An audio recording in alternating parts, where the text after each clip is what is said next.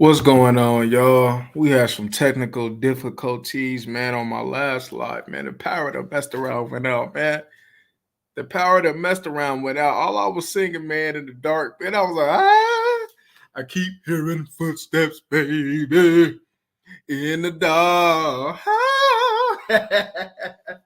I'm like, oh my gosh. I'm over here in the flow, and here it comes. The power want to be out. I'm like, man, that thing may be hot. But anywho, we back up quick to kind of finish up, man. What I was talking about in my previous live, y'all, was yeah, man, the Cowboys gonna want to go about this offensive line in the talented way and in the cheap way. In the talented way and in the cheap way. So with that being the case, man, you're gonna have Wilesco Smith. You might have a replacement for Biotish, even though I like Biotish, because Biotish is gonna go ahead, man, and all depends what type of contract he want. Because if he builds up on a year and gets better, he might go ahead and require a contract bigger than maybe they want to pay. So you might want to have that backup just in case, right? You got Zach Martin, and then so in all reality, man, yeah, man, all upfront can be to the equation. All upfront can be addressed because thinking about it in the now and in the future, yeah. And like I said earlier in my previous slide before I got cut out, D tackle and D end is a need, and it's a bigger need than what people realize, right? I mean, we know D tackle was already a need, but it's a bigger need than what people realize. Okay, so to get back to probably one of my favorite players watching in the dress. See, I like players, man. Sometimes, man, they might not even be that talented, right? So we're gonna finish off, man, from the last live, man. So we got players that we're gonna have to finish off. So to finish off from the last live, we have Byron Young from Alabama, 6'3", 292. I love Byron Young for the Dallas Cowboys, man. I love that. And I'm gonna tell you why I love that, man. The theme this year was, you always heard me say, over the 100 and something draft picks that we have discussed over these past couple months, the theme was, but their technique needs refining. Let me tell you something, man, about Byron Young. His technique is already good. It's already A1. And he's 6'3", 292. He could play the 0, the 1, the 3, and the 5 because of his technique and strength. I honestly think, well, it's a given that he gonna have to add more beef to the equation though. But it ain't like he weak though, because he's strong. See, look, I'm gonna tell you something with Byron Young, man. Byron Young is a good hand fighter. Very good technique. His athleticism and his lateral speed won't be there. You're not going to get a 10 sack type of dude with Byron Young, but with his ability to go ahead and shed blocks, you'll probably get maybe a 4 sack dude consistently with Byron Young, right? And that's very good for the interior play for somebody that's not going to bring you nothing. But I'm going to tell you something, he's going to bring you elite run stuffing ability, man. Hey, this is my guy right here, Byron Young. This is my guy right here, man. This is who I would love for the Dallas Cowboys to get in that fourth, fifth round. Somebody like him, man. Right? He stacks and shed blocks very well. Right? Like I said, he need to put on more mass. He's a force in the run game. He gonna keep your linebackers clean and shed blocks quickly. Good leverage that he plays with, and he also pushes the pocket. What did I also been say? I said, hey, either we need somebody that's going to be an elite 3 tech, or we need a big boy that's strong that can push the pocket. And Byron Young fits that bill. He fits that bill, y'all. right? He handles doubles well, good motor, right? And man, I think, man, probably, man, if I had to be honest with you, man, out of all the draft picks, man, he might be the best one that I observed when it comes down to technique. When it comes down to, just going ahead and playing these guards, man. You see that he sheds blocks very quick. And man, he a Bama boy, man. And they look, man, getting Alabama boys, man, is a premium because them Bama boys can play, man. And he might be one of them bad. Now, look, he might not be on a level as far as talent wise of a Jonathan Allen or a Deron Payne, but he's one of them Bama boys, man, that can play and that can be a glue and that can go ahead and improve any team's run defense. I think this highly of him when I watch this man play. I love Byron Young, man. I think he's an asset to the run game, man. Hey, man, what game was it? I forgot what game. But I love the way he extends, man, and keeps them centers and them guards away from his body, away from his chest, man. He sheds easily, man. He be getting up in there, man. Hey, man, I enjoy watching Byron Young, and I'm high on him. I'm high on him. I'm high on him. And I think in a fourth, fifth round pick, man, you need some D tackles. You need some D tackles, man. That's gonna go ahead, man, get the job done, man, and improve your defense, man. For y'all can stop being soft. So y'all go against these teams that run the ball like Derrick Henry and them. Byron Young is somebody that you're gonna have to go ahead, man, and consider. Now my next player. Make sure my thing. Now my next player, man, is hold on, let me make sure my thing ain't tripping, y'all. Let me make sure that we still ain't having no. I know that threw me off, man. There we go. Okay, we good. We good. We good. All right. So my next player, man, is Xavier Hutchinson from Iowa State, 6'2", 203. One thing I like about him is he stays with the play. Now my criticism of him is he's a soft blocker. That's my criticism of him. Um, he needs to be better at contested catches, in my observation. He's more of a possession wide receiver. I think he's more of a successful two-level, route runner. Right? Not saying that he can't give you a deep, but he's more of he'll be getting you more love in the short and the intermediate. And I seen a little bit of Keenan Allen resemblance in him. I'm not saying he's gonna be Keenan, but I did see some of the Keenan Allen resemblance, man. Somebody, man, who's highly targeted, right? Who's who gets high volume targets. Somebody's reliable. That's a good route runner, right? I seen when I was watching him, I seen Keenan Allen in him a little bit. I ain't gonna lie, I seen Keenan in him, right? He always getting better, right? From game to game. When I watch spread out games, he the from the previous game, he got better, man. Anything that he'd have messed around and made a mistake in, he corrected it, right? He got some good run after the catch.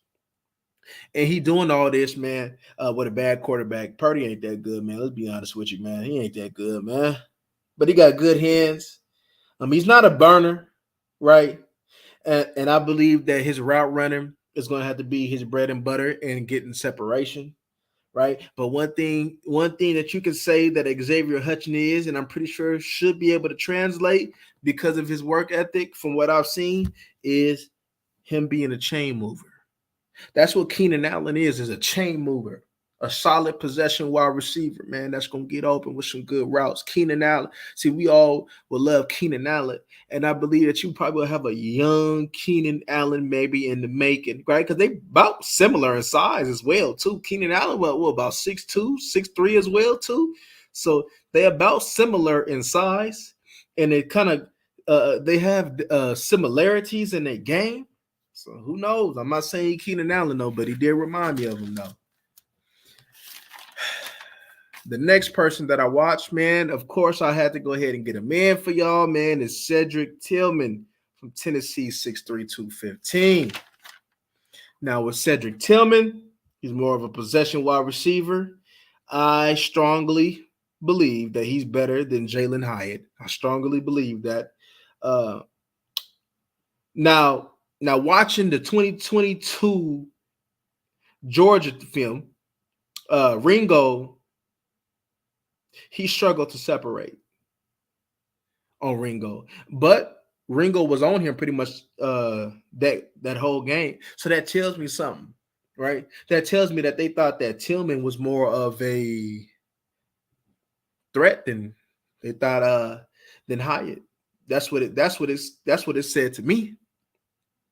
And he is. He's a better wide receiver than Hyatt, right? Hyatt may be faster, but he's a better overall wide receiver than him, right? But Ringo definitely was on him like white on rice. It was sticky. Yes, he struggled to separate against Ringo, right? But one thing about Cedric Tillman, he is a good rack wide receiver, run after the catch wide receiver, and he is a physical wide receiver. I think his bread and butter comes around when it comes down to comeback routes. I believe that's his thing, right? I love the way that he comes back to the football and attacks it, right? But another criticism that I may have for him is that he has no burst off the line, and that might go ahead and hinder him some in the next level. He got a good catch radius though, but one thing that you can say that probably the reason why he is getting what he got, because I believe I seen that he had an injury riddled season this year. But what's giving him buzz is that he did, and I watched these games too. He did have good games against Bama and Georgia, but especially Georgia, right? He had that one little bomb on the sideline against Bama. But other than that, it was kind of a quiet thing for him, Bama. So they're going to go off that touchdown. But the Georgia game was probably the better game that he had 2021. But the Georgia game in 2022, he struggled. All right. Now to get back on to what we talking about with this, right? That dang connection that messed around, messed me up, y'all. But it's all good. We're going to fight through it, though. Y'all see it when y'all see it. Y'all see it when y'all see it, man. Let's get straight to it. So my question was, are the Cowboys good at drafting? Part 2. Well, should be part 1, but y'all know how it is. So I went on ahead. So I'm going to break these things down for y'all, right? I'm going to break it down. Right? For those of y'all coming in on my part 1, y'all probably want to go ahead and check that part 1 out too, because it'll probably be essential for you to look at that part 1 as you look at this part 2. So I did more players in that part 1, and we started going ahead and talking about what we get ready to talk about right now. So y'all probably want to go ahead and get a good feel for both, though. But anywho, so we're gonna go ahead and go from 2019 all the way to 2022, right? So I went on ahead and did my research, man, and went back to the 4 draft classes, right? So, Jerry made the statement at the end of his press conference, man, and I guess he dropped the mic, was we good at drafting, but we suck at coaching. All right. So let's go ahead and I said, hold on, let me go ahead and make sure that I ain't tripping and that we can go ahead and test this theory. Now I know a lot of our classes, pretty much our whole team is made up of Dallas Cowboys, right? Which is good, but over a certain amount of years. Well, I had to see this, right? When I think of good at drafting, I think of, you hit more than you miss, right? Now I understand there's going to be some misses, right? So let's go ahead, man, and really get to the nitty gritty of this, right?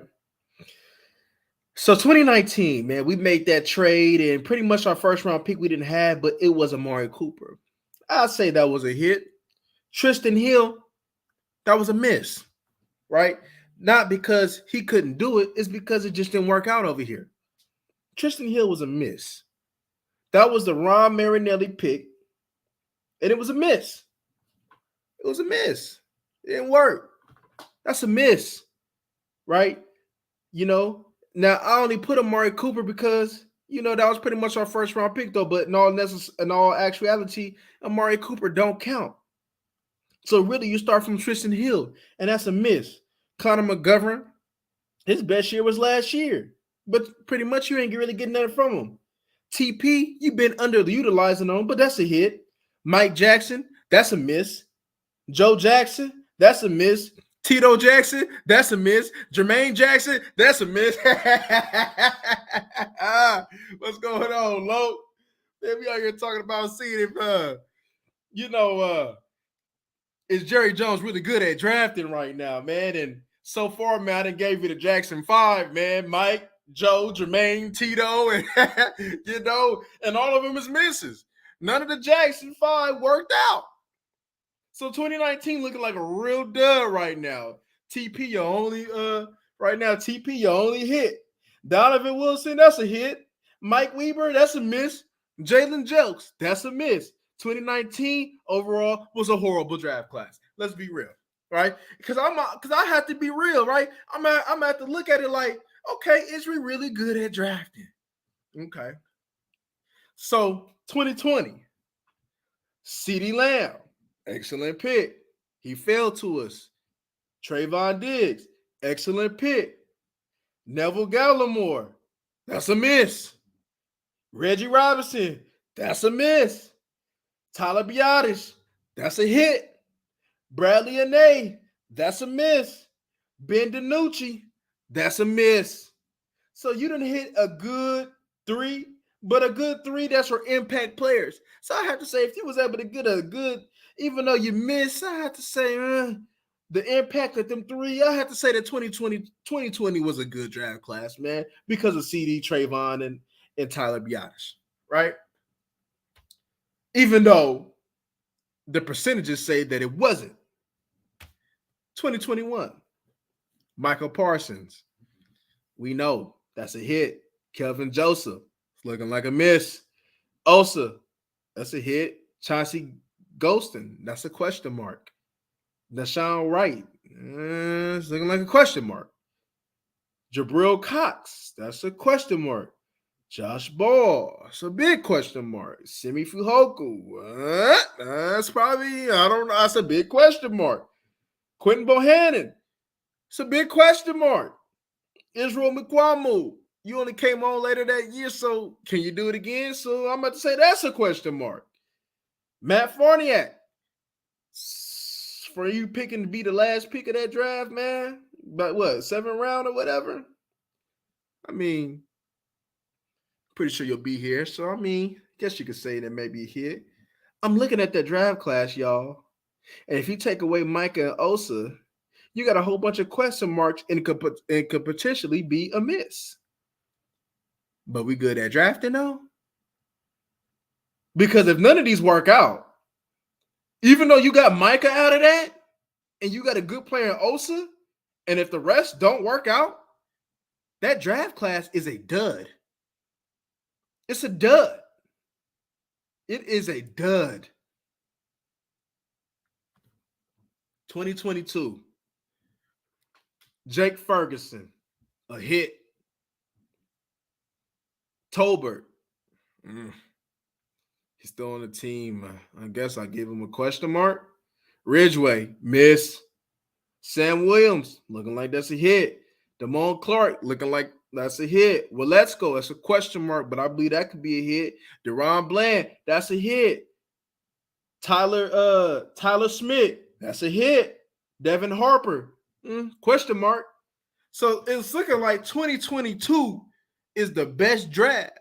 But how could I put that label on you that you a good drafting team when I look at 2022 as your best draft and when you can say that you really hit? Now, a hit doesn't necessarily have to be a Hall of Fame player. He just have to be a contributor. Is he contributing to the team? All of these players probably might not be Hall of Fame players, right? I know you got one Hall of Famer. I know you probably messed around and drafted 2 Hall of Famers in back-to-back draft, and Michael Parsons and Tyler Smith. Go back and probably say CeeDee Lamb, to be honest with you. CeeDee Lamb. So you might have messed around and got a Hall of Famer, right? Which is cool. But to say that you good at drafting,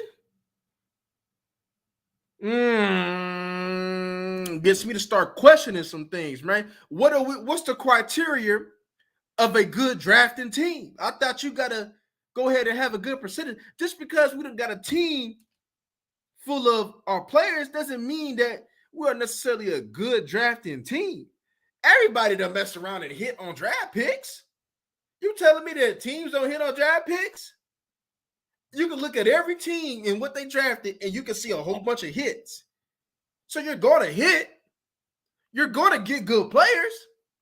But when you say you're a good drafting team, you got contributors. And I'm going back out of 4 draft classes, right? Let me count. 1, 2, 3, 4, 5, 6, 7, 8, 9, 10, 11, 12. So about 13 players in 4 years. So that's pretty much 3 players and some change a year. But we a good drafting team?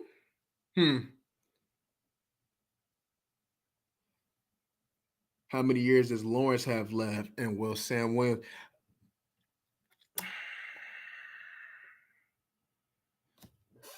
I think if I'm not mistaken, Lawrence may got 1 more year after this. If I'm not mistaken, let me see. Let me look. And is Sam Williams? Because that's a good question. Hold up, let me look it up. Let me pull it up. That's a good question. The Marcus Lawrence contract.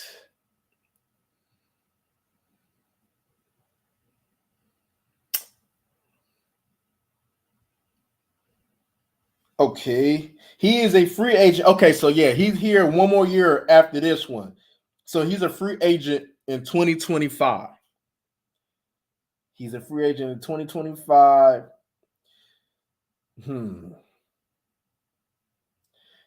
But will he be here? Because his base salary in 2024 is $10 million, and his signing bonus will be $3 million. Now, in 2023, you see his restructured contract with a base million of pretty much 1.6, well, rounded up to 1.7, and his signing bonus is $8 million, which he probably gonna get it, but he will have to do the same thing to probably be a Cowboy in 2024, right? Because he got a crazy cap hit. If he regresses from last year, this might be his last year. If he regresses, unless he's willing to keep taking his. I know he loved the Cowboys, and I know he loved Dallas. So if he didn't, I don't think he will work with us as much because DeMarcus Lawrence want to get paid, right? But is Sam Williams the takeover? I think Sam Williams is only one out of the equation because if you look at it, Dorrance is ready to be up. Fowler, he on a 1 year. Lawrence old, so who knows? We probably play it year by year with that. Golston, he's a tweener. So really, and that's why I was saying, especially in that mock draft that we had that I did yesterday, is that DN is a bigger need than what we think it is. Because when it's all said and done, next year, Sam Williams might be your only defensive end because I don't count Micah Parsons as an end. I'll count him as a tweener. Either he gonna play linebacker or he gonna play hold on, let me turn this light on.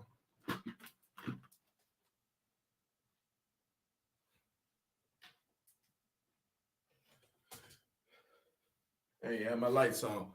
But yeah. So either he gonna play linebacker or he gonna play end. And in all reality, he probably played too much in last year.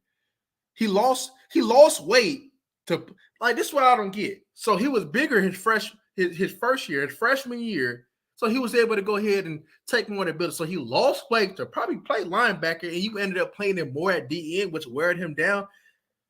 That didn't really make sense to me. Yep. Yeah, I love. Yeah. You know the cool thing about it is, he sure do it against the Giants. That's crazy. The cool thing about Lawrence is though, right? He's an excellent two-way player. I think what messed him up is standing up. His best years when he had his hand in the dirt. Those was his best years when he had his hand in the dirt. I don't know what this man was doing, man. See, I think he got caught up and wanted to compete with Micah. He seen a young man came in. He came in doing his thing, dominating, taking the light from him. Because Lawrence was pretty much the man in all on the defense. And then as soon as he came in, hold up. I ain't gonna say it was no jealousy because I ain't gonna put that bag on him though. But for him to go ahead, man, and change his whole get down to try to compete with this young man, kind of tell me a little bit something that he kind of felt some type of way that the defense wasn't his. Instead of, look, Law. You had a good run. You were a good player, a very good player. One of the best rushers to come through here. One of the most complete rushers to come through here, right? But there's a new sheriff in town, man. That's the name of Michael Parsons, man. I want to get back to the Law. You see, the cool thing about it is, I think when Law had that, what was it, that little 4-5 sack year or whatever? Okay, when Law had that year, I think Law had a better year than he did last year. Because I'm sorry, y'all. I got to be candid on here. Law's run defense was trash. It was trash. Nobody holding him accountable. Dan Quinn letting these boys do whatever they want to as long as they get to the quarterback. We got to be real with Dan Quinn. Dan Quinn need to go ahead and put their foot down and let them know. Run defense is a must. And it's crazy, though. Mike McCarthy came out and said, hey, look, man, we're going to run the ball. We're going to be more physical. And that's exactly what we did. So that's how we got to this point. You can't be rolling with Cooper Rush the amount of games that we roll with him and beat a team like the Bengals and not be physical. You got to be physical to go ahead, man, and win certain games with like 20 or less pass attempts. You got to be physical. But the cool thing about it is the physicality didn't reach the defensive end. Now, the talent is there on the defensive end all day. But that physicality, though, man, we were softening cotton. We were softening cotton, y'all. So, yeah, when you look at it, in this, hey, look, now the cool thing about it is when my power hat went out, I was listening to a little bit of 105.3 The Fan before I came back on, and I was listening to Brian Bottas talk about players that was linked to the Cowboys, such as Darnell Wright, Emmanuel Forbes, Lucas Van Ness, and Michael Mayer. Forbes, I like it. I believe Forbes, if I'm not mistaken, Forbes is a dude with, or is it the other one? No, I didn't. One of them had Asante Samuel. I got to go back and look at my. Hold on, did I got my notes? I think I got my corners in here. Matter of fact, hold on. Give me a second. I believe I got my corners right. Yeah, I do. Yeah, I do. Yeah, I got my corners right here. Give me a second with Forbes. Yeah. Let me see.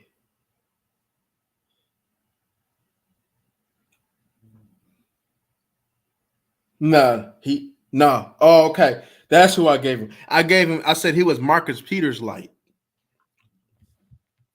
I gave him a Marcus Peters comparison. Cause Forbes, he's a good cornerback. He is. He's little, 165. That's very little. And if Dallas was to get somebody like him, it'll kind of be into the extent of, I wouldn't say Trayvon Diggs, because Forbes is a ball hawk. But Forbes is tough though. Forbes is willing to go ahead, man, and he a willing tackler for sure. That's one thing that I give him credit for. At that weight, he gonna go ahead and throw his nose in there and go tackle somebody, right? And he's able to go ahead and play the different coverages, man, and doing well. But he played a lot of off man, right? And you play a lot of zone. To be honest with you, I would love to have a pure cover corner next to Trayvon Diggs. Somebody at a balance, like with Stephon Gilmore. Stephon Gilmore is the perfect complementary corner, right? Somebody that that can go ahead and play man-to-man and do a sticky. That's who I thought Kelvin Joseph was going to be for us, though. Somebody that, okay, we got a risk taker with Diggs. Somebody that we know that could take away half the field, like Trayvon Diggs, man. That's what this team needs. So somebody like a Forrest would be cool. A Gonzalez would be cool. Weatherspoon would be cool. Banks would be cool. The Maryland dude. He's underrated, y'all. He's solid. Deontay Banks. He's a solid corner. He is solid. Okay, Cam Smith is, I think, the one I said that had the Asante Samuel in him. Yeah, Cam Smith is. Yeah.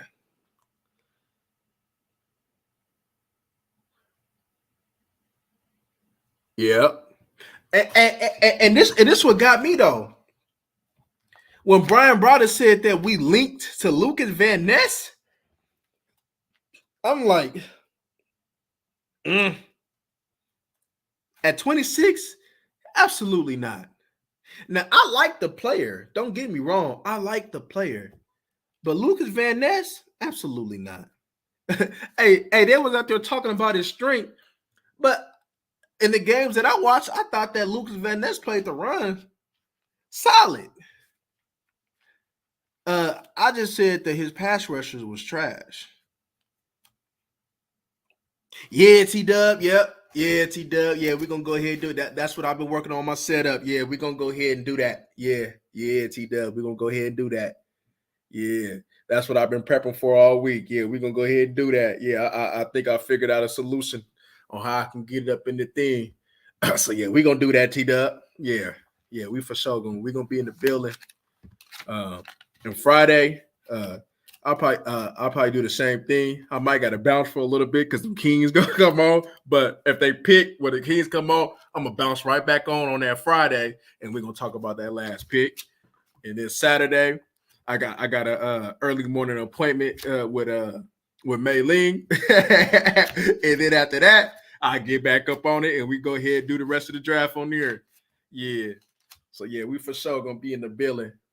We for sure gonna be in the building, man, with the draft show. But I'm looking. So also they said Darnell Wright. Now Darnell Wright, that's an interesting thing. Do you pay? So with Darnell Wright, do you pay? Do you throw him at guard and you bounce Tyler Smith out, and then you pay Tyler Smith as a left tackle? Or do you consider not paying Steele and throw him in a right tackle?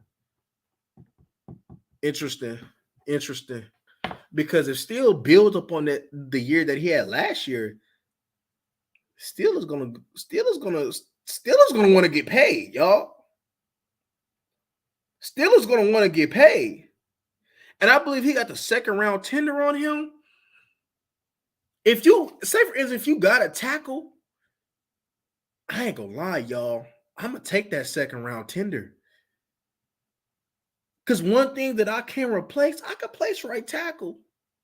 Because the reason why I'm thinking about that is because I gotta pay Tyler Smith big money. I gotta pay him big money.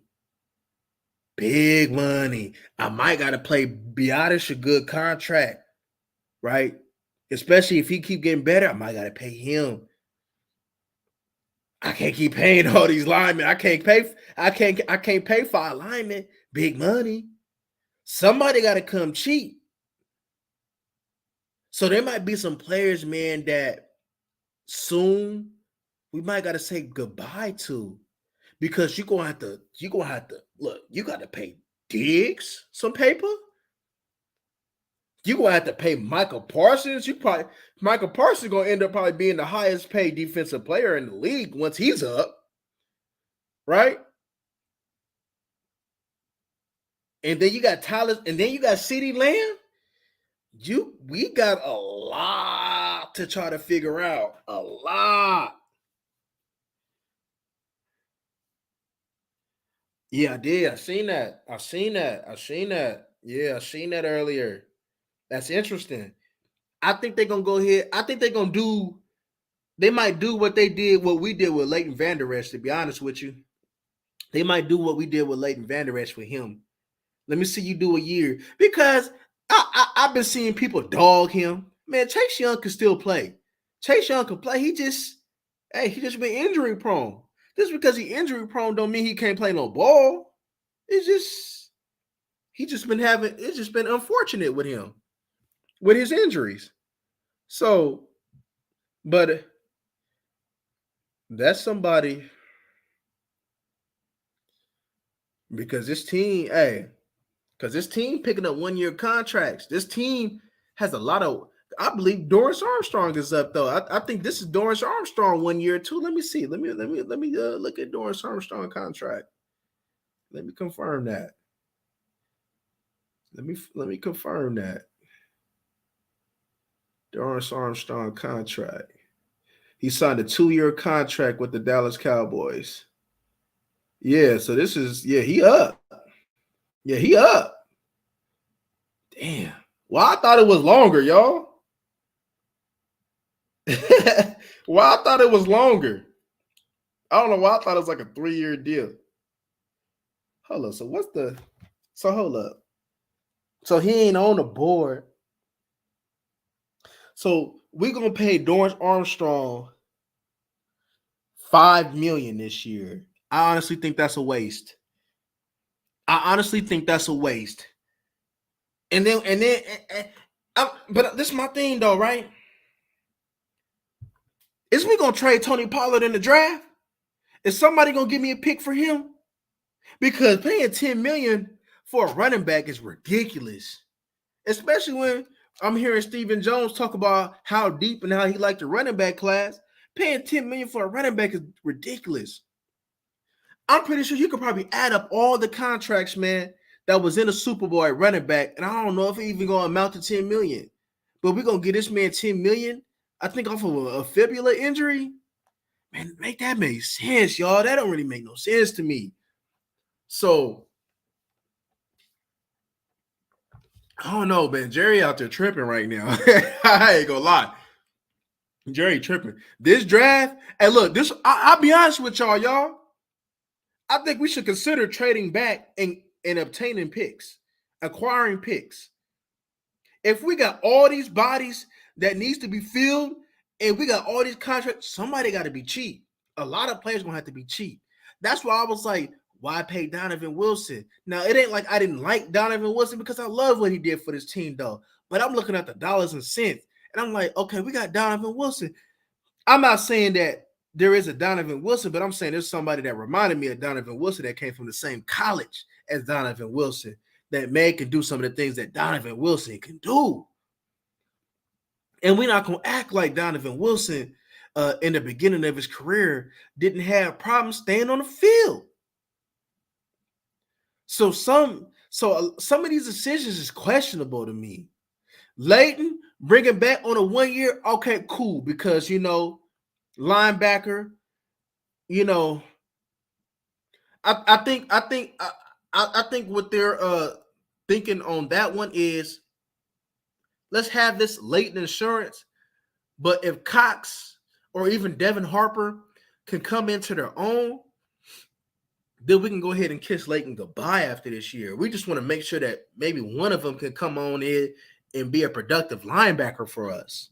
Because if we can get them cheap linebackers on board with Damone, that's going to save this team a whole bunch of money, right? Because Sam Williams, man, who knows how he gonna turn out? I think Sam Williams might end up being like to be honest with you, probably like an 8 sack regularly type of dude. If I had to give you a comparison, not saying he the same type of player, but I think Sam Williams might mess around and give you like a Chris Clemens. Y'all remember Chris Clemens from Seattle? I think he might go ahead and be something in that as far as productivity, right? A good little 8 sack type of dude. So I'm not gonna break the bank for an 8 sack type of dude, but I'm gonna go ahead and make sure that I keep that 8 sack dude. And we know that Chris Clemens in that first Super Bowl run was definitely essential. Might be Lewis and Browns last year. Yeah. I honestly thought that Jordan Lewis wasn't even gonna come back this year. Right? Anthony Brown ain't even picked up, huh? He ain't even picked up. Dang. We got all these rentals, man. And look, now, how they gonna get through with this? So because we know Tyler Smith ain't going nowhere, right? We understand that, and we understand Michael Parsons ain't going nowhere. Let me give you this scenario though, real quick though, right? I love Diggs. Do I trade Diggs? Do I trade Diggs? Go up and go get a Gonzalez? See, all this, and that's why I said what I said about this drafting. Because in all reality, Kelvin Joseph should be the one. If we had Kelvin Joseph, we wouldn't even need to have brought in Gilmore. If he would have did what we brought him in to do, you don't spend no second round pick and don't think that he ain't gonna step up eventually and be a solid starter for your team. Right? We knew that Randy Gregory was gonna go ahead, man, and be that and go develop eventually, right? He was only probably there because he liked to get high, and then all of us, and then and then he was built like Snoop Dogg. So that's what was kind of what he had going on. But McDonald, man, now that you able to get high, and McDonald kind of in the same boat. That's why I think that it's a high possibility that a player like McDonald falls. And I don't pass up on. I ain't gonna lie, I ain't gonna pass up on McDonald. If all my premium players like Branch, Anderson, and Nolan is gone, Bijan, because I seen a thing they was talking about linking Bijan to Eagles at 10. Look, Eagles would be so stupid to draft Bijan at 10. But I'm here for it though. As much as I like Bijan, if you want to be stupid and draft him at 10, then be stupid. Because I don't care how good Bijan is, especially the way that if it was back then where you got your Steven Jacksons and your Priest Holmes, right? Your Emmitt Smiths, right? If it was back then, your Eddie Georges, right? If we're talking back then okay. Bijan at 10 is a steal.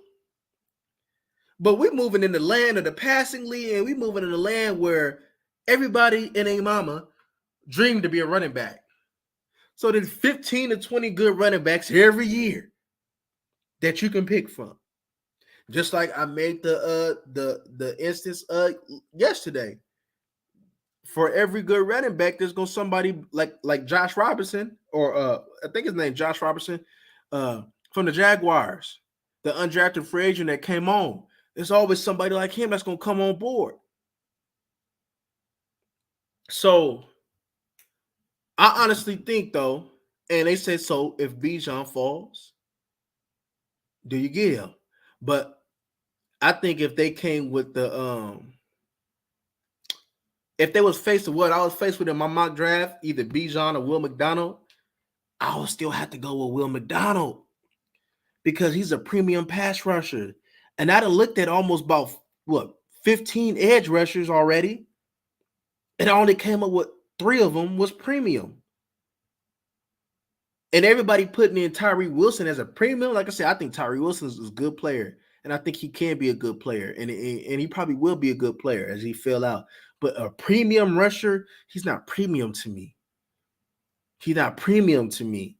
There's only 3 guys that's premium to me. And we know premium rushers don't fall unless they built like Randy Gregory and like to get high, high, high, high, high. That's the only way that he gonna sit over there and fall. So, man, and then Michael Mayer, they said Michael Mayer. I'll be honest with you. I like Michael Mayer. I think he a top 3 tight end. Is Laporta, Meyer, and Kincaid. Kincaid being number 1. But I'll be honest with you. If Michael Mayer was there, I'm trading back.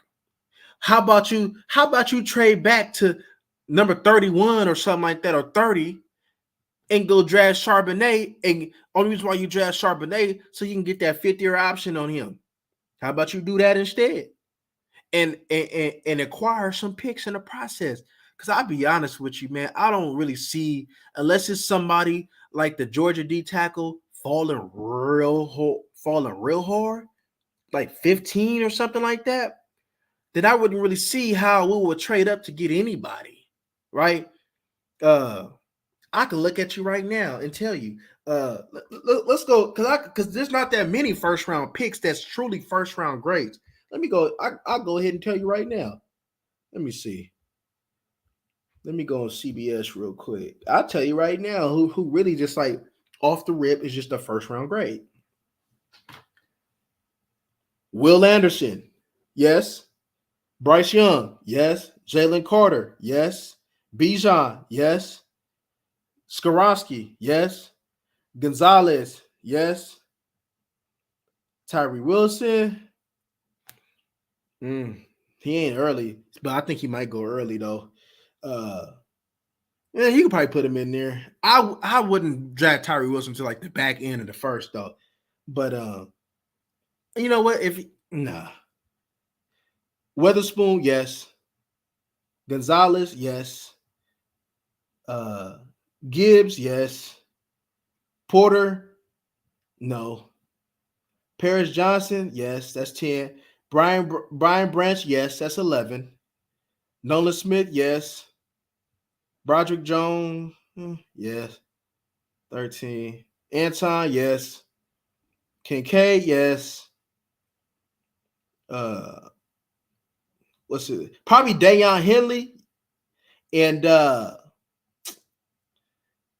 Clemson linebacker.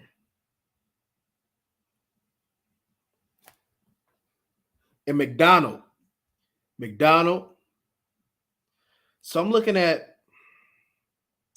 18, probably 18, 19 true first round picks. Now we know that people's going to reach, and we know people's going to go ahead and draft others. And of course, we know that, right? Because where we picking is considered a second round anyway. But true first round picks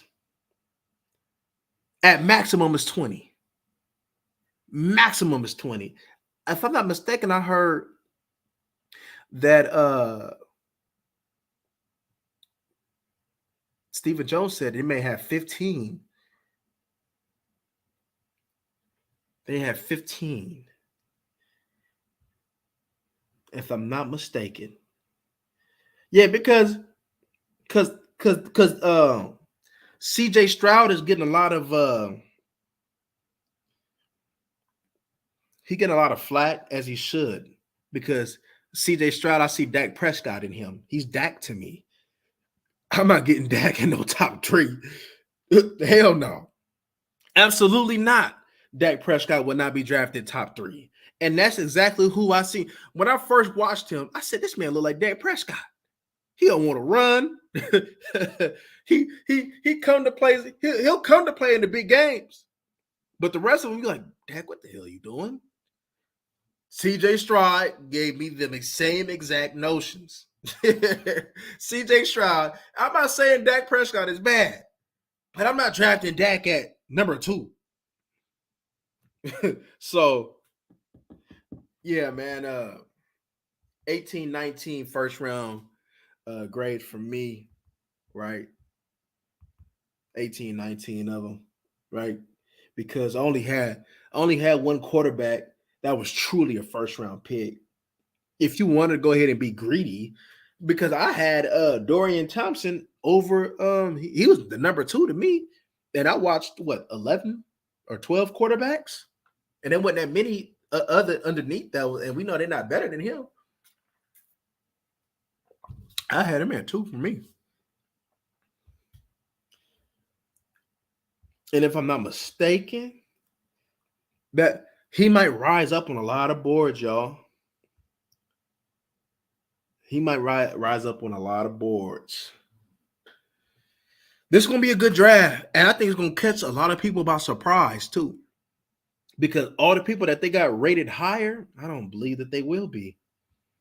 Right? Like I hear Paris Johnson. They say Paris Johnson is a guard because he lost some reps. Let me tell you, I always look at how did you lose them reps, and his reps was just something that'll be corrected at the next level. It's kind of like with Tyler Smith. We like Tyler Smith. Ooh, we might want to put him at guard.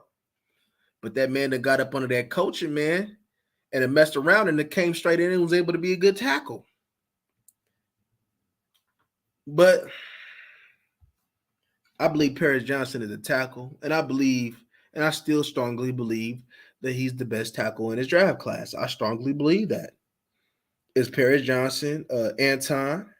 The reason why Broderick Jones is gonna go high the way that they say he's gonna go high is because his physical characteristics is crazy.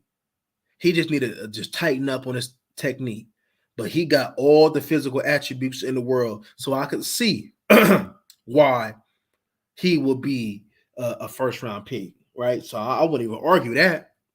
But there's some good tackles though, right? There's Jalen Duncan that come to my mind, Blake Freeland from BYU. There's some good tackles, man, that you can get later that can go ahead and develop to be something, y'all. That got some good characteristics that can go ahead and if you don't, for instance, if you didn't like your Matt Willetsko, it might end up being that guy for you, right? Let me look. Because to be honest with you, just in the up front is really huge. This draft is really huge. It's huge. Uh Darnell Wright, I wasn't I wasn't big on him as far as being up top like everybody else was. I wasn't big on him like that. Uh but they got him more as in being a guard, which is cool. Which is cool. He can do that. He's 6'5", right? And I believe that what he brings to the table, I believe that him being in close proximity will probably actually be better for him to be at guard. And he like 330. So that'll probably be better for him to be at guard, to be honest with you. It's kind of like the Skoronski thing. They say, is Skoronski a tackle or a guard? Skoronski is a guard. If you want to get the most out of Skoronski, you put him at guard. Because he gonna have some limitations going against somebody like Michael Parsons, somebody like Von Miller. I think Hendrickson will put it on him. So, and we take McDonald in the first. Can we afford Derek? I think a second round pick. Hey, Low, give them TP. I don't know how his draft the compensation would be, but give him TP. Give them TP. You already was gonna pay TP 10 million anyway. So give them TP and take and absorb Derrick Henry's 10 for the year. I would do that. And just bounce back and just see if he can get you running back next year. I also see that what you call it? I've seen that. I've been observing that. I guess Dalvin Cook is up on the block as well. I like Dalvin, right? But I would love Derrick Henry. See, Derrick Henry is going through a rebuild year. So Tennessee is trying to shed. They're trying to figure out who their future at quarterback is because they probably see that Malik Willis ain't it, and they know Tannehill ain't it. They're like, why are we gonna pay Derrick Henry rebuilding? They said, "Oh, Jonathan Jeffrey Simmons is our future. We're gonna go ahead and pay him because we can't find somebody like Jeffrey Simmons that just grow on trees like that." So Tennessee is going through a rebuild that we might can go ahead, man, and see. I would have loved to see if I could try to go ahead and see if we had Jeffrey Simmons up over here. Man, that'd make a whole lot of difference. See, if you get Jeffrey Simmons up over here, you wouldn't have to pay Trayvon Diggs because your up front is so cold that all you need is just a good corner.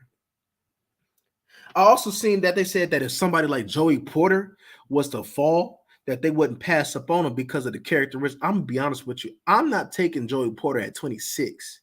Now, Joey Porter, the player, will probably be cool for this team, being under Al Harris, right? Under somebody, man, whose press game is immaculate. But at 26, I'm gonna pass. I'm gonna pass. Now, if I can get him like I got for Trayvon Diggs, then that's another thing, right? If I get him in the second round, yeah, that's another thing, right? I'm just looking at value. I honestly think that if Bijan ain't there, if the rusher ain't there, if one of these top tackles ain't there, I think Dallas need to trade back. I think they need to trade back because the line, because I think probably one of the big surprises is going to be is Dayon Henley, the Washington State linebacker, because of the characteristics that he possesses. He might go earlier than what people think he is because he got it athletic wise, and he a cool linebacker. He got nice physical temperament to him. He just need a little bit of coaching, right? Trenton Simpson, he don't have a position though, but he is a first round talent. And I think that Trenton Simpson can mess around and be available for Dallas. And do you pass up on Trenton Simpson? I don't think you do. I don't think you do, especially seeing that I'm sure that Trenton Simpson has to be one of their first round grades because he's just one of the positionless players that can go ahead and give you some safety love, that can play some linebacker, and that can go ahead and rush for you. He could do a whole bunch of things. And having a chess piece like that with Michael Parsons, man, I mean, can't pass that up. You see, they say, "Oh, but we need D tackle." We can get that because I just named you a couple of D tackles, man, that will be available later on that'll do this team some good. If they need a linebacker, I like that Texas linebacker, Overshown. I like his temperament. I like Overshown. So there's some good linebackers out there that the Dallas Cowboys can get. Because I honestly don't think that a linebacker shouldn't be going off the board unless he's Trenton Simpson or maybe Dayon Henley to the second round. So that's when you're gonna get the Jack Campbells. Who else? Can't think of their names right now, man. But them linebackers are gonna come off the board later on at the second round, right? But yeah, anything, right? Anything is on. They're like, so if a player like Anton Harrison was to fall through, do you get him?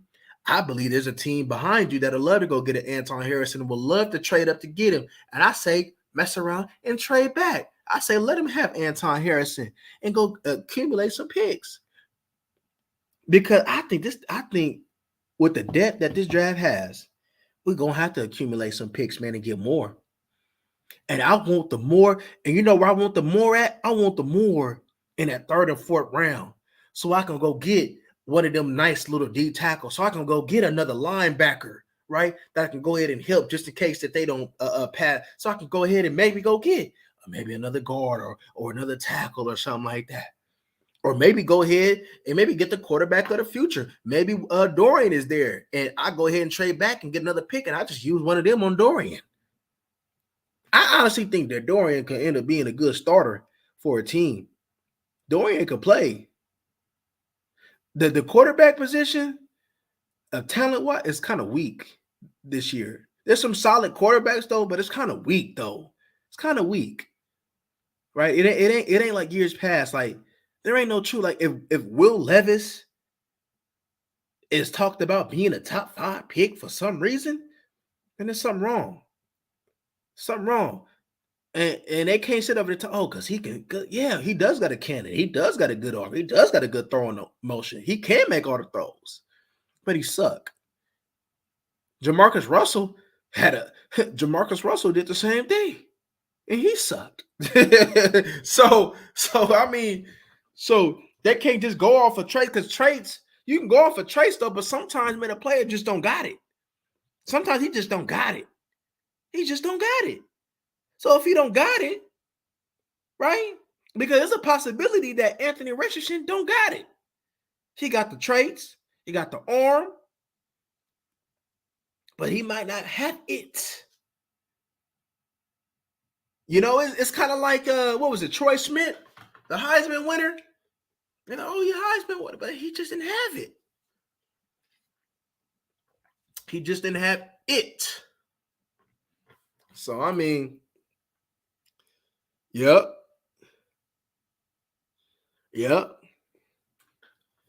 And then you see, right, that a lot of these teams who paid these running backs is now looking to dump them.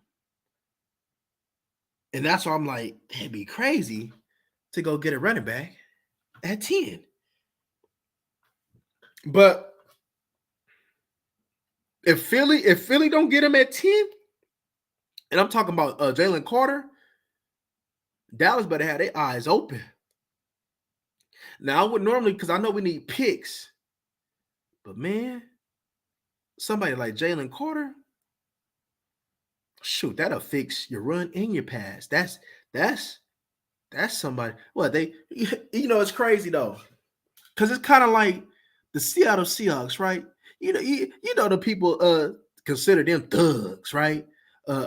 Richard Sherman, they consider him a thug. Cam, you know what I mean? They consider all them thugs. But you can't win no championship without no thug. Right? They say Frank Clark is a thug. Frank Clark is a 2-time champion because you can't win no championship without no thug. Who the thug for Dallas, though? Who the thug for Dallas? Trayvon Diggs ain't no thug. Michael Parsons, he a dog, but he ain't no thug. Curse, okay. But we need a thug with some talent, though. Right? We need a thug with some talent. Zeke wasn't no thug. Dak ain't no thug. Dak don't even eat seasoned chicken. He ain't no thug. CD ain't no thug. CD want to go shopping at the mall and look at the mirror for 3-4 hours before he go catch a TD pass. We ain't got no thugs. Where the thugs at? DeMarcus Lawrence, he all talk, man. I love DeMarcus, but you be talking too much. You ain't no thug. You ain't no thug. Where the thugs at, y'all? We need some thugs, man. We need somebody that got character issues. Wilson, he a dog. Okay, I give you a little Wilson. He got that mentality, though. But I need that thug. I need somebody that got a little, that might have got a little bit of, might have had an assault in college. Better. I don't need not like Dak when he got 2-piece though. I don't need that. I don't need Zeke telling on himself. Saying that he did it. I need somebody that was on camera that was like, we see you did it. What are you talking about? We need somebody like that. We don't need people in big guilt. We need thugs, man. We need more. Dan Quinn know all about it. Dan Quinn pull up, playing all the latest hip hop. Dan Quinn probably be sagging at the house. Dan Quinn know he need thugs. Look at the Legion of Boom. Look at the up front. He know he needs some thugs. Dan Quinn ain't got no thugs, man. I need people with character concerns. We saw. If you come on, name me somebody that's in the trenches with character concerns that's a sucker. None. None.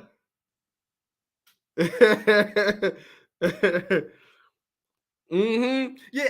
Hey, my offensive line though, I don't need no thugs. Like Dion said, I like the two-parent household type of offensive lineman, right? You know, I love to be honest with Zach Moore. I love the two-parent household type of players. You know, I love the good dudes that's smart and that's real big. I love them type of offensive linemen, man. But as Dion would say, what Dion say? I need them D linemen that come from single motherhood. That went on the head, man. It was over there, man. Probably game banging for a couple years, man, before they went on the head and found football. That's what I need right there, man. That's what I need right there. I don't need no A student as my D tackle. I don't need that. I need somebody with screws. I need Frank Clark. They was out there talking about Frank Clark. Man, you can call Frank Clark a whole bunch of things. But one thing that you can't say he ain't no champion, though. You can call Cam Chancellor. See, look what Earl Thomas and all them doing. They are there acting up. Look at Richard Sharpen, they over there acting up. Right? I need some bullies. We soft. We is soft. That's why I was like, Deron Payne would have been excellent for this team. He would have been excellent for this team. Jerry, if you looking at me right now, Jerry, quit getting these right kind of guys on defense. I don't want no right kind of guy. What is a right kind of guy? Can you play ball? I don't need no right kind of guy. I need a thug. What did Eve said? She needs some of that gangster loving. Man, we need a thug, man. Shoot. What a Slim Thug say, that thug from around the way? We need some thug. We need a thug, man. If they say, oh, he got a character concern, oh man, sign me up. Man, you said what? You said he robbed the store for a cup of donuts because he was hungry when he was little. Oh, sign me up. Sign me up. You know? I don't need no good man. Man. Right. You're right, Brandon Browner. We got all about Brandon Browner, man. They acting up, man. Going across look at what was it? Sam Hurd. Sam Hurd's over there trapping. Right? Come on, man. Sam Hurd's over here trapping. Man, shoot, man. Come on, man. We need somebody come on, man. These right kind of guy dudes, man. I don't want it, man. The Clemson DN, he ain't no thug. He ain't no thug, man. I need a baller. If I can't get a thug, man, get him from a major. Get it from a major conference, man. A major conference. If I can't get a thug, you need to get him from a major conference, man. A major conference, man. I don't need it, man. Because look, man, when times get tough, man, what do? We fold. We be folding when times get tough. We lost to the Niners twice. Why? Physicality. You think the Chiefs having that problem? Absolutely not. The Chiefs will go ahead and go get Tyrann Mathieu. They be like, Tyrann Mathieu, is you blowing tree in the bathroom? Tyrann, you know you got to get drug tested tomorrow.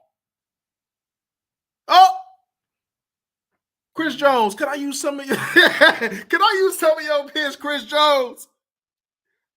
Yeah, man. You know what, man? Go ahead. Hey, man, take this couple hundred, man, and act like you ain't never seen what I was just doing, man. Go ahead, man, and yeah, man. Don't worry about what I'm doing, man. Take a couple hundred, man, and enjoy yourself. You say you got kids, man. What they going for Christmas?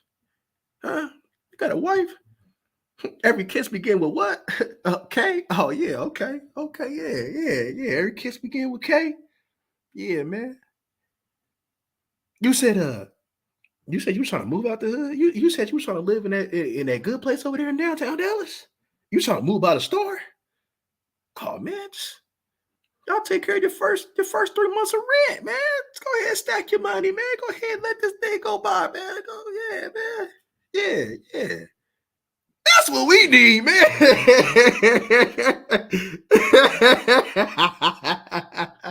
Sam Irv's over there trapping, man. That's one thing for sure, man. As soon as somebody want to go ahead and say something, man, when you get T.O., as soon as somebody want to say something, man, we know T.O. ain't no thug. But as soon as you get somebody outspoken, oh, he's a problem. Oh, he shouldn't be here. Man, all he just said, Amari just said was he's the black Kirk. Oh, no, you're talking too much. Oh, no. What? Dez Bryant sitting over there throwing water bottles. Oh, calm down, Dez. Oh, no.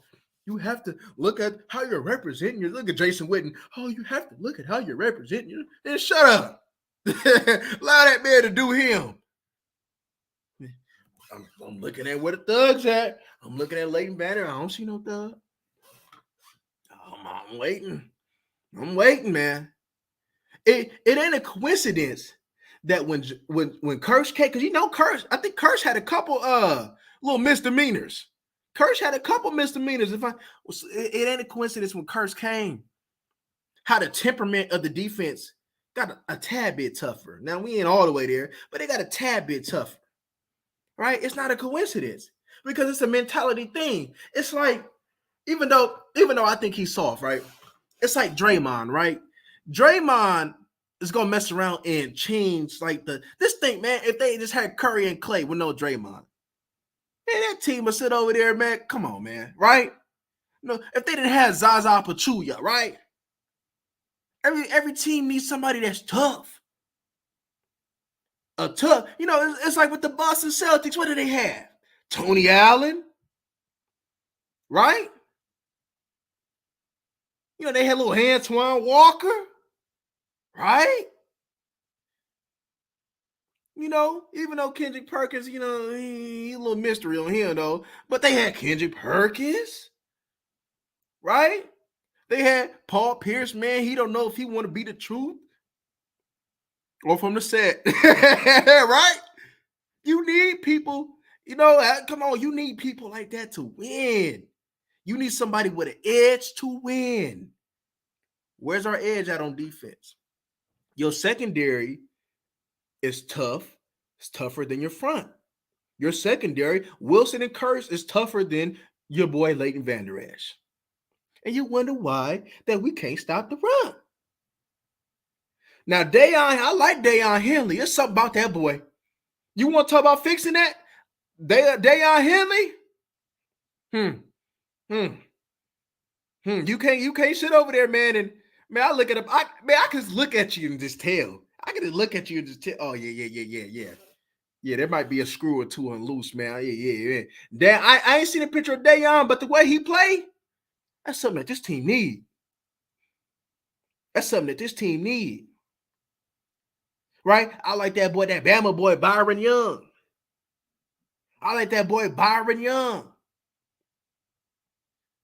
From Alabama. Just somebody that's tough, man. We either need him tough or we need a thug. Where Frank Clark at? I don't think anybody picked him up. It ain't like we don't need a DN because we do. It ain't like we don't need because we do. You got a whole bunch of 1 years. I'm just saying, man. I'm just saying, y'all. They can go ahead. Jerry can go act like this ain't no problem. They can act like this ain't no problem all they want to, y'all. But it's a problem for sure. That's a problem. We solved. We are solved. Let's see. Now, Osa helps. Hankins help. Yeah. Right? Sam, he helps. Micah the dog mentality, he helps. Damon Clark, he helps. But we need a curse mentality. Let's give me at least one right? And that's why I said that Georgia dude, man. I ain't saying he a thug, but at least he got character. They said that he was a wild boy though over there in Georgia, though. They said he was wild. So if he wild, then hold on, man. I mean, you say you don't like him at 10? Then go ahead, don't get him, Eagle. 15. Hey, look, Jerry, man. That man falling a couple picks, Jerry. You best to get up there. You best to, bro. You already pushing it right now, Jerry. I'm just saying, man. I'm just saying. Look at the temperament. Look at the temperament. That's all I'm just saying, man. Let's look at look at Joe Burrow coming off the field. Talking about he him. But the white boy talking about he him. All right. The white boy got the cigar in the mouth, chilling. Joe Mixon out there beating on anything that he see. Right? He beat on anything that he see. Come on. Come on. I'm telling y'all. I'm just saying. You need people with an edge. No matter what background, they got to have an edge. And it shows all the time. Come on, man. Back in the day, you want to have Tyron Crawford be your leader. Come on, man. Tyron, but he ain't that, though. Jason Witten. Come on, bro. Jason Witten, though. Yeah, he a Hall of Fame. Come on, man. He ain't that. That's why Martellus Bennett couldn't stay, because Martellus Bennett had that mentality that, like, it was an outcast for the team. Like, hold up, man. We not used to your kind. Like, bro, you too ghetto to be here. Like, Martellus Bennett, like, nah. Nah, man. All that favoritism. Martellus Bennett gonna speak his mind. Michael Bennett came up over here. He was like, man, this fool's soft. Man, you know how I knew we was soft? When Michael Bennett ain't been here for a whole week, and he came up here leading your team with DeMarcus Lawrence, though. I know some of the Cowboy fans be watching my content, though. I know some of the Cowboys players be watching my content, though. But do you remember that? When Michael Bennett came up over here, man, and he just led the whole team in a pregame. Hold up, man, you just came up over here, bro. What you mean you gonna lead my team in a pregame speech?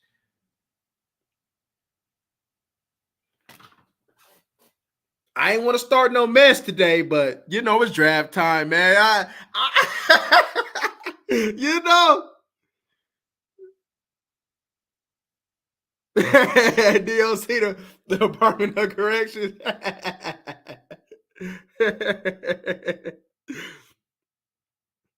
Right, suits. Come on, man. For real. I'm just look. I'm just tired of being soft.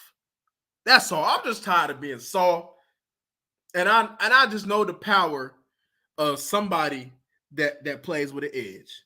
There's somebody that got that type of mentality, man. I know that a lot of the times, man, sometimes they won't be rejected. Sometimes it'll be accepted. A team may not want this, team may not want that. You know? That's all I'm just saying, right? That's all I'm just saying, man.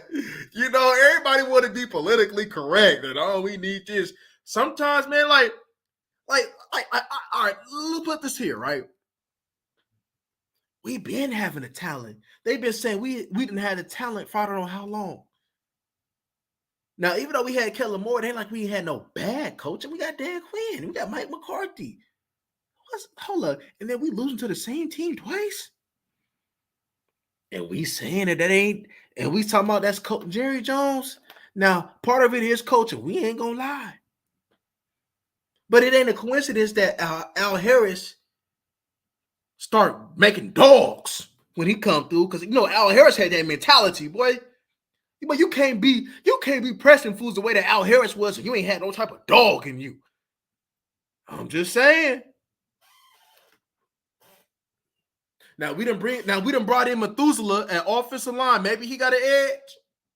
Methuselah coaching the line with it. Maybe he got an edge. I don't know. We're gonna see. Right? We gonna see. Now you had Lyle Collins. You had Lyle. Now we know Lyle had a little something up in him, but he was rejected. He ain't here no more. Now I said that he should have been at guard. Right tackle wasn't for him. He should have been a guard. I always said he was a better guard. And it ain't a coincidence that he had pretty much his best year at guard. So just think if you had that guard next to Tyler Smith. I'm just saying, y'all. They can go ahead, man, and Jerry can go ahead and keep. Look, you gotta take a risk. Randy wanted to see the only thing Randy wanted to do was just get high. Randy really wasn't no risk. He just ain't had no self-control. I know Randy Con. Randy was Randy, you know what I mean? Randy the type man that goes to be chilling with Dak. Take a look. Dak, you wanna hit that? What you got that tub, Dak? Some chicken? What chicken is that, Dak? Oh man, something that Babe had put together. oh, word. Let me get some of that chicken. Oh yeah, go ahead, Randy. Yeah, you know I'm high right now. You know I got to go ahead, man, and give me something to eat. This chicken? Yeah. Chicken? This baked chicken? I don't know. She was on the stove with it though, but Dak. This chicken? Dak. Is this chicken? You sure this chicken? Dak. Is this chicken? You trying to poison me? Dak. For real? You sure this chicken? Yeah, this chicken. This chicken. Dak. Bro, anybody got a Coca-Cola up in this mud, man? I gotta get this.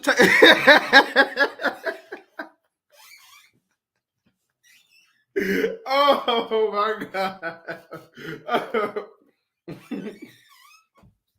Oh man.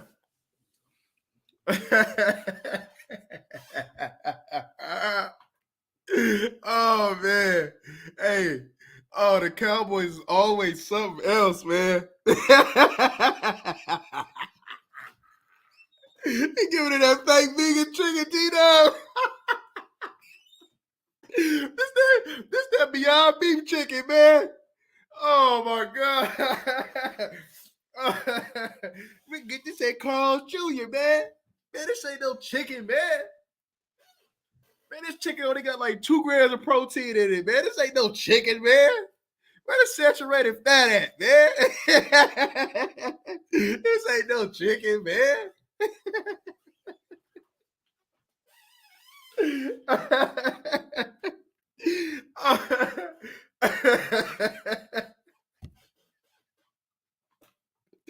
Oh my God. Oh my God, that can fool, man. That can fool. Very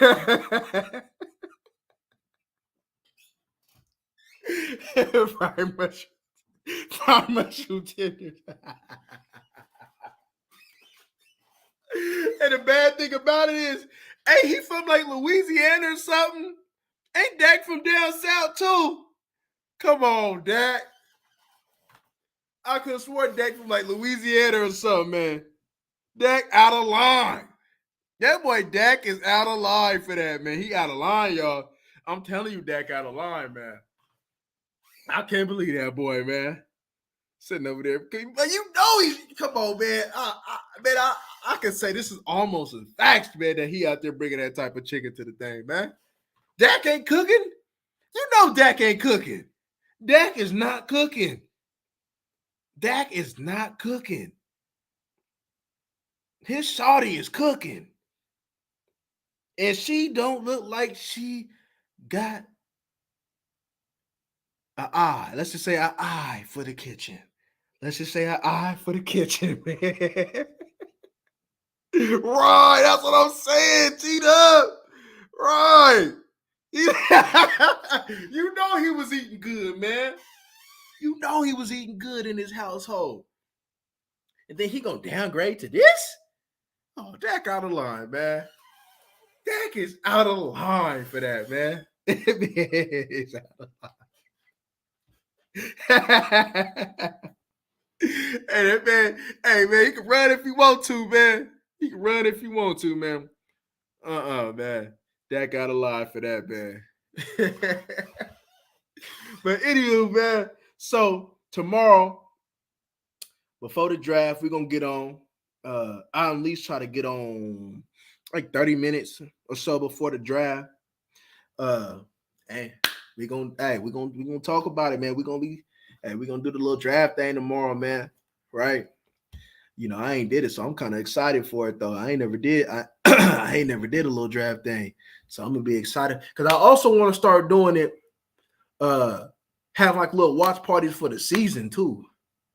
So I'm gonna try to get that. I'm gonna have to go ahead and this summer fix it all up, have the TVs and stuff like that up in here or something like that, man. So yeah, man, we're gonna get a little bit of fixing and stuff like that. Yeah, so we definitely gonna get that a try. But anywho, man, I'm about to get up out of here and get prepared for tomorrow. I appreciate y'all for coming through. And we'll see y'all tomorrow, man. Y'all have a good one.